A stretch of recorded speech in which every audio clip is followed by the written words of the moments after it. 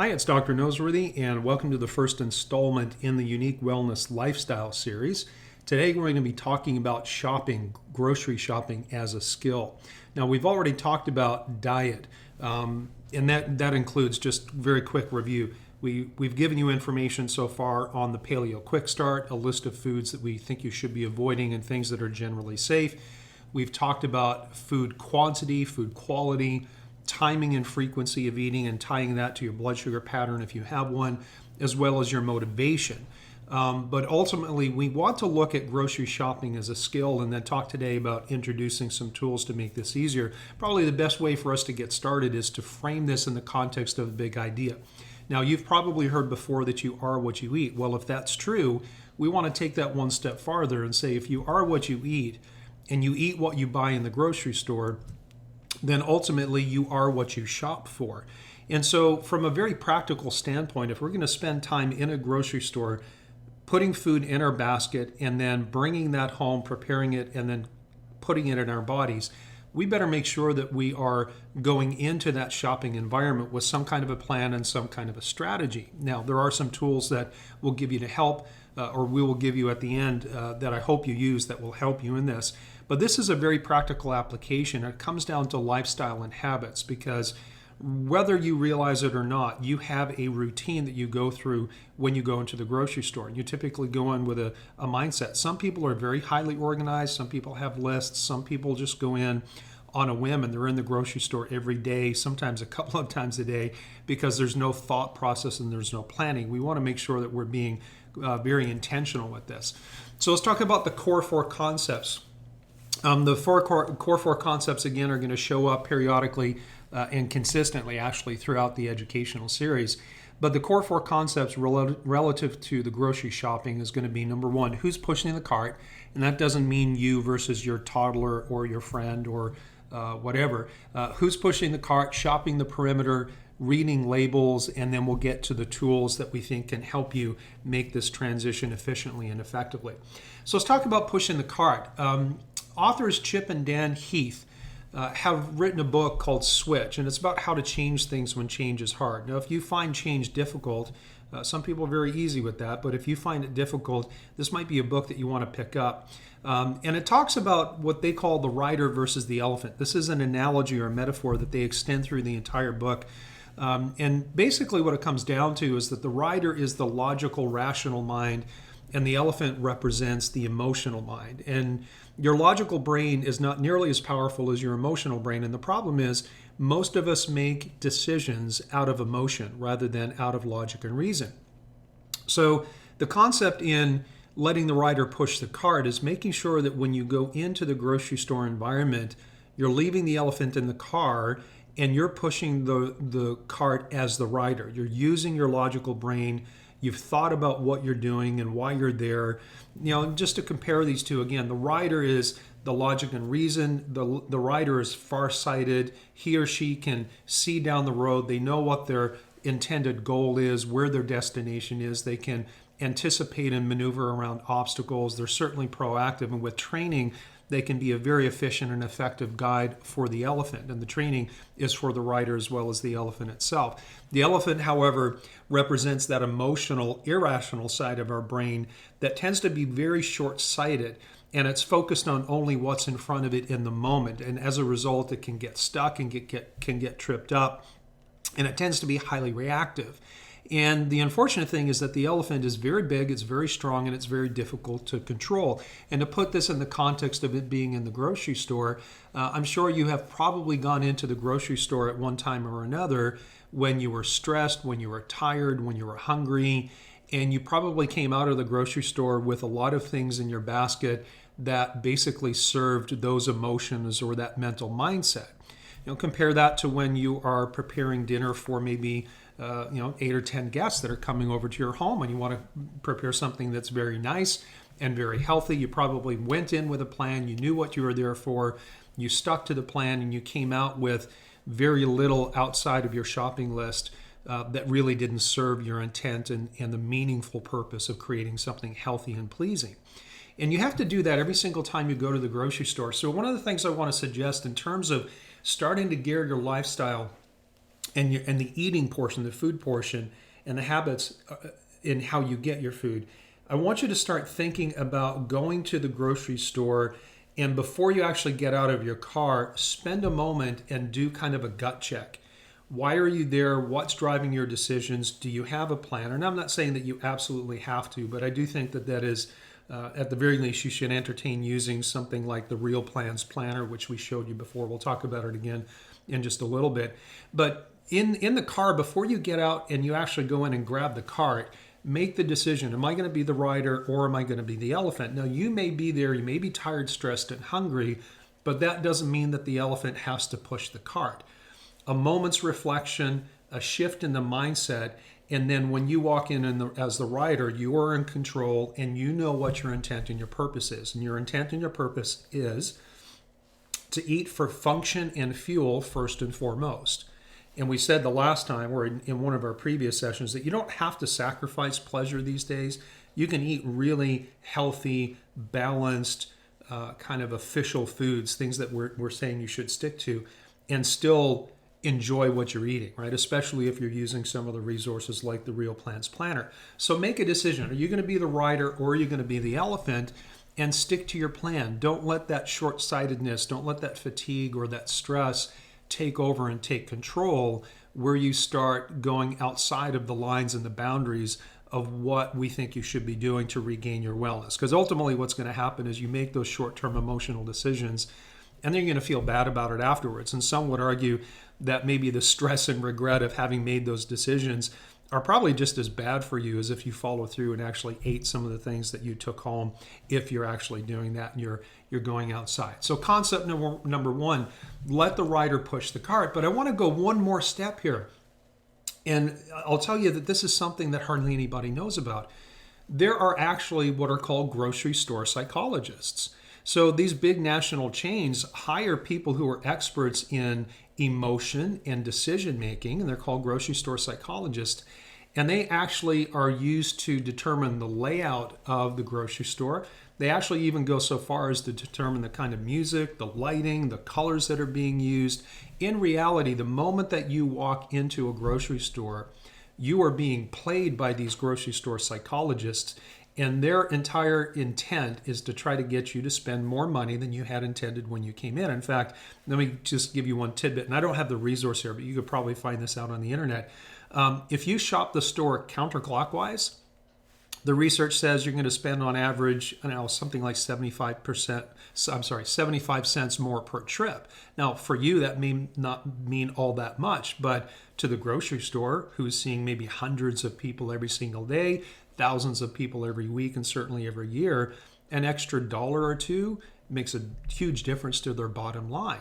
And so they actually have laid out their grocery store in a very specific way to promote certain buying behaviors. And that's why I say that grocery stores are a war zone and they're a mind game, and you're the one that's being played. And if you're aware of that when you go in, and the rider is the one that's pushing the cart, not the elephant, then you can stick to your plan. And then the outcome is you go home with the things that are going to serve you well, that are consistent with what we're trying to accomplish with your unique wellness program.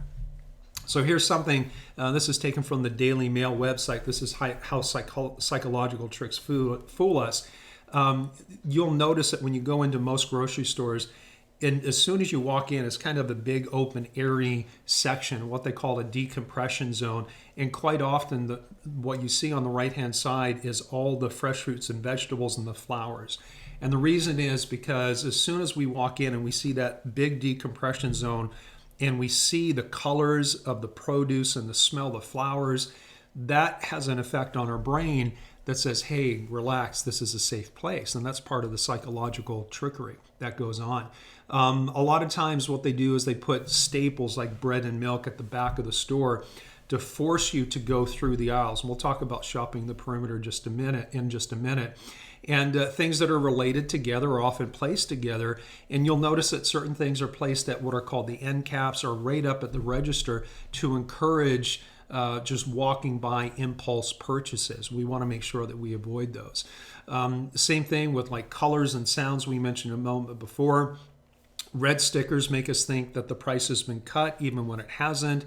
And just simple words like, save 20 cents can make it sound like you're saving a huge bundle. But these are all very contrived traps, so to speak, to get you to buy more than you had intended and ultimately to spend more on your trip out. So make sure that the rider is pushing the cart, and make sure that you leave the elephant in the car. We all have the capacity to push the cart as either the rider or the elephant. And make sure that you do that gut check in the car before you step out, before you walk into the war zone and grab the handle of the cart. It's going to help you a lot in the long run if you change your mindset and you're aware of that. Now, the second concept here is shopping the perimeter. And you may have heard this before, but because we're trying to stick to lean meats and fish, fruits and vegetables, and all of the fresh stuff, in most stores, these are around the perimeter and they're not down the aisles. Almost every grocery store has got all of the packaged and canned goods and all of the hardware stuff in the aisle. So we want to avoid that. Doesn't mean that you don't slip down the aisle to pick up some detergent or something like that. But when it comes to food, we want you to stick to the perimeter. And there's two reasons to do that. One is you want to gain certain advantages, and the second thing is you want to avoid certain traps. So the gaining advantages that you gain is that's where all the fresh produce is. And if you walk in, give yourself a certain amount of time to go through the perimeter, this is where you're going to come across the fresh produce and the fruit, as well as all your meat and seafood. It's all along the perimeter. And I just want to take a moment now to remind you about the Dirty Dozen and the Clean 15 that we talked about in one of our previous lessons in the diet series, talking about dialing in your unique or your personal food code. Make sure that you're spending a little bit of money getting the cleaner stuff. It doesn't mean you have to devote all your money to organic or clean meats, but just make a step in the right direction. But with respect to the perimeter, everything that you're going to need from the food standpoint can be bought around the perimeter. Really, the only time that you might need to go down through the aisles is if you're picking up consumables like toilet paper or shampoo or soap and those kind of things. Now, what you're going to avoid is you're going to avoid the end caps and the traps. And the end caps are the things that are on the end of the aisle that oftentimes have, the red stickers or, buy one, get one free. And yeah, sometimes you're going to have to pick up that kind of stuff. But for the most part, the end caps are these psychological traps that are designed to get you to pick up things that you weren't there for. And remember, we want to have a very intentional and purposeful visit to the grocery store. So we want to avoid the end caps and these different traps. If you avoid the aisles, you're going to avoid placement issues. So for example, grocery store psychologists know that things that are placed at a certain level, like about chest to eye level, they will sell more of those than things that are placed on the bottom or up on the very top, especially if it's difficult for people to reach those things. And so things that are more profitable for them go right in that hot zone, right in the middle. And things that may be cheaper and perhaps of same quality are down lower, but their profit margin is great. So they try to manipulate you in the aisles by actually placing certain things in certain locations on your shelf.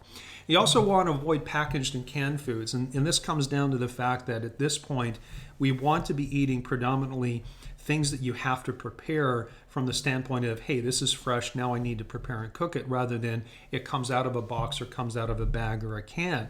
And I do believe I mentioned in one of the early series that even the cans that foods come in, the interior of the cans are sprayed with chemicals that can be toxic and highly reactive and promote inflammation for some people. And things that are boxed, almost invariably contain things like trans fats, partially or fully hydrogenated fats. They may contain traces of gluten or dairy or high fructose corn syrup. So we want to stay away from that. So there's the gaining advantage and there's avoiding the traps and avoiding the things that in general are going to promote a lack of health and wellness from a dietary standpoint. Now, the third thing is, let's read labels. And, this is something that we don't have to talk all that much about these days, but maybe you're the one person who just doesn't do this. So we want to make sure that we talk about it. We want to keep this simple. So the KISS principle is applicable. Keep it simple and straightforward. We want to make sure that if you do buy something that has more than one thing, if I buy chicken thighs, there's just chicken thighs there.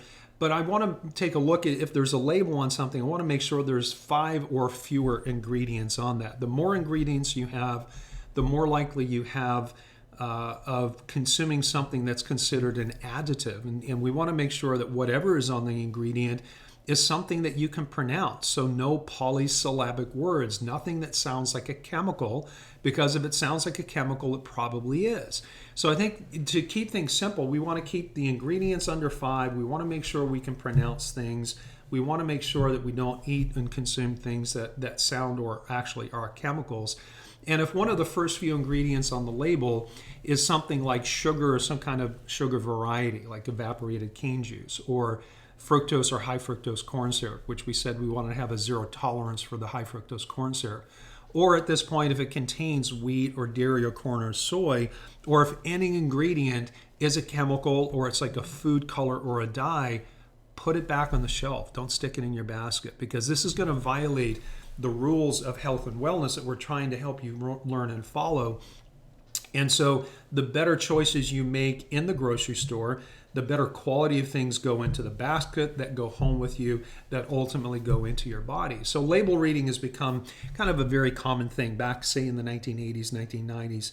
That was kind of a new concept, new idea. But, that was back before there was so much junk in the food chain and in the food supply. So keep it simple. 5 or fewer ingredients, no ingredients that you can't pronounce or that sound like chemicals. And if it's got sugar or any of the other undesirable things, then just stick it back on the shelf and don't take it home. Now, you also need to know that when you start reading labels, that there are hidden dangers, because the FDA has very loose labeling laws. For example, the term natural flavor, it's been a while since I checked on this, but I do believe that there are hundreds of different things that can be called natural flavor. And some of those things would be things like MSG or monosodium glutamate. It could be gluten. So natural flavor is really a red flag. If you see natural flavor, stick it back on the shelf. Doesn't go in the basket.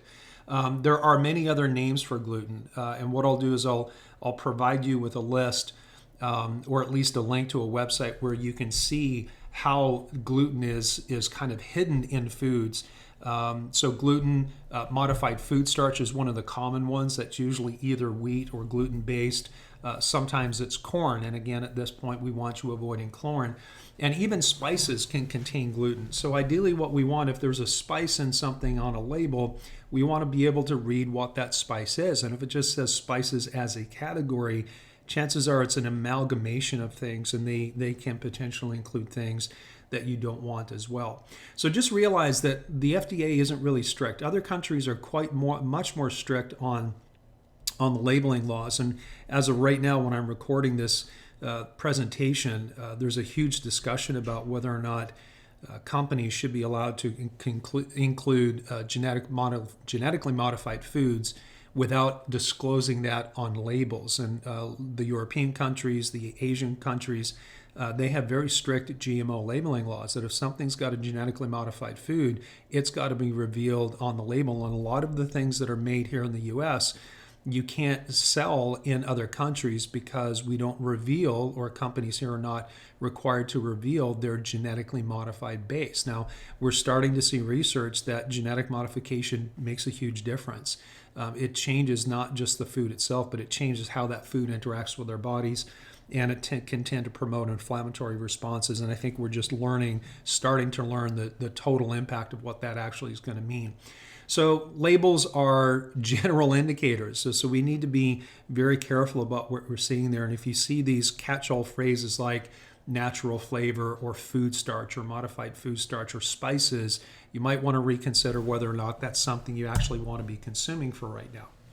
Now, as we finish up here, and this is a relatively short session, we want to talk about some of these tools to help. And again, I'm going to be providing some links for you where you can click through and go investigate these for yourself. But I would highly suggest that you take advantage of these. Most of these are very low cost, but the advantage can come back to you, particularly if you implement these and use these on a routine basis. But one of the first things is, when you're looking for good, healthy stuff, and if you're trying to avoid that psychological trapped environment of the grocery stores, it doesn't mean you don't ever go in there, but you really want to look around your community to see if there are any food co-ops or any farmers markets.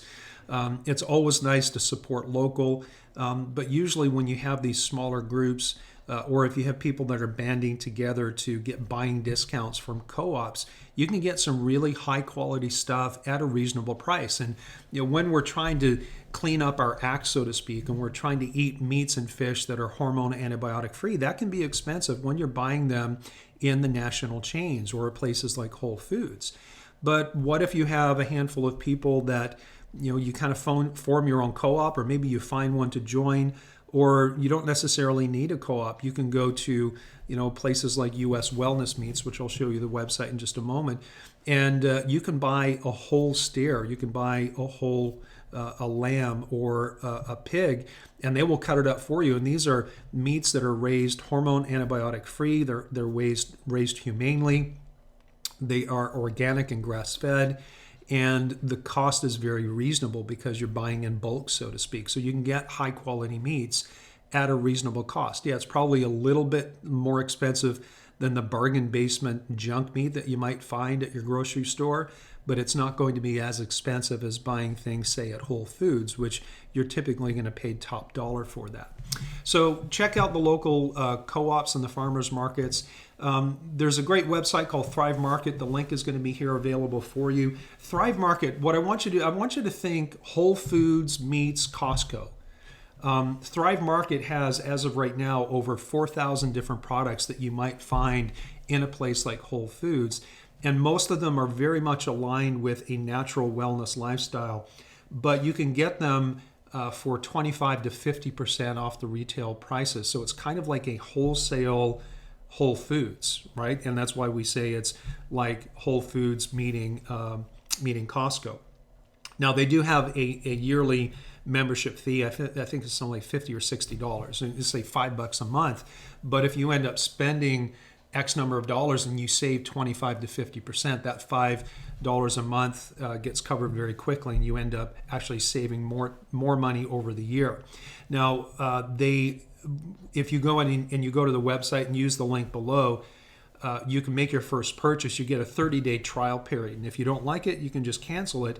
But otherwise, beyond that, it's again $50 or $60 a month. But high quality products, and it's not just foods, it's cosmetics and personal use, which are going to tend to be cleaner and less chemical laden than the things that you might be buying, say, at Walgreens or CVS or Target, or where you might be shopping for those things. So Thrive Market is one of those excellent additional tools that you might want to use. Then there's US Wellness Meats, and this is what we were just mentioning. These guys sell and ship online, and they'll ship anywhere in the country, I believe. And these are ones that offer bulk discounts, but a very, very high quality. Again, it's going to be a little more expensive, but if you're buying larger quantities, then the cost is going to come down. But these are grass-fed, hormone antibiotic free, and they're treated humanely. And they have a wide variety of things, right? Different animal proteins, and then different products for, like special occasions, whether it's sausages or these kind of things. And it's going to be much greater quality than what you're going to find in your local markets. And then we have the Real Plans. And just to touch on this again, this is a great way for you to actually let the rider push the cart. If you're using the Real Plans application either on the computer or on your smartphone, you can set up days, even a couple of weeks in advance, your meal plan for dinners. And you can filter out gluten and dairy and filter out all the recipes that include things that you don't want to be eating right now. And it will give you a shopping list that you just take to the store with you. So if you're following my suggestions and you're recognizing that the grocery store is a war zone and you're being played by these grocery store psychologists, you drive up to the grocery store. Hopefully you've already made a plan. Maybe Sunday night is the best time to just plan out your week. The day is up to you. But you use your Real Plan planner to go to the store with your grocery list, and you walk in, and as you're pulling things off the perimeter of the store, you're checking it off, and you walk out with exactly what you need to eat well and to eat clean and to eat very healthfully for the next several days or next several weeks. Now, the Real Plan planner is modifiable based on your dietary preferences, or I hate the word restrictions, but let's say parameters and guidelines. And while I'm mentioning that, Thrive Market is exactly the same way. You can go into the Thrive Market, into your settings, so to speak, if you have a membership with them, and you can say, I live a gluten dairy-free life, or I don't have this, and it will filter out things that are not appropriate for you. So these are highly customizable, and this is why we like them.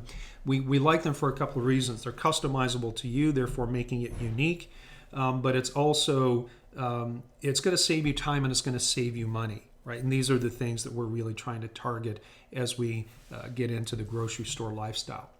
So let's do just a real quick summary. And I know that this is a fairly short lesson compared to some of the other ones. The first thing is make sure you have a plan.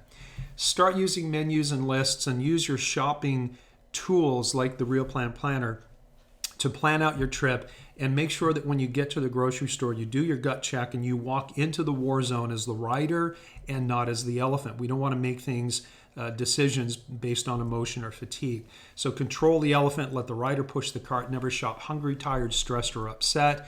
And if you find yourself at a grocery store in that condition, make sure you take a few extra minutes just to get your mind settled about what your intent is as you walk through the door.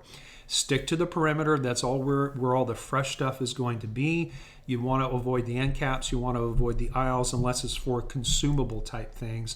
And make sure you're reading labels and keeping things simple. Fewer than 5 ingredients, nothing that you can't pronounce, nothing that sounds like a chemical, and look for hidden sources of things like gluten or catch-all phrases like natural flavors or starch or whatever that would suggest that there's junk in there that really doesn't have to be put on the label, because the labeling laws here aren't the greatest. And then finally, use your tools, right? We talked about the Real Plan Planner a couple of times. We've just shown you the Thrive Market, and again, the links should be there below for you. So Thrive Market in places like US Wellness Meats, these are certainly not the only places, but these are things that we've used and we've recommended to clients for a while now, and we're all very happy with how these are working for us. And then finally, recognize that practice makes permanent. We've heard practice makes perfect. That's not true. Practice makes permanent, because you can practice the wrong things. You may have been practicing over the years shopping without intent. You may have been practicing shopping as the rider. You may have been practicing shopping completely unaware that you're being played when you walk into the grocery store. So let's make sure that you're practicing with that awareness and with that understanding. And as you start to change these habits of what you're doing and why you're doing it in the grocery store, it's going to have a reflection on your day-to-day nutrition, and that's going to be a huge advantage for you to accomplish the goals that you're looking out to accomplish. So now in upcoming lifestyle sessions, we're going to be talking about rhythm and routine, living your life with a little bit of flexibility for spontaneity, but making sure that you have some kind of a set structure, that you are doing things on a routine basis to make sure important things get done consistently. We'll be talking about sleep strategies, and we'll also be talking about the Core 4 Fitness program. They won't all show up in the same lifestyle session, because some of these we actually may have to break them up into a couple of different segments. So hope that helps. And if you have any questions, then chat with us on your individual sessions, but put this into practice. Use the tools, use the links below that we have for you. And let me remind you, you are unique and you should live your life that way. We'll talk to you soon.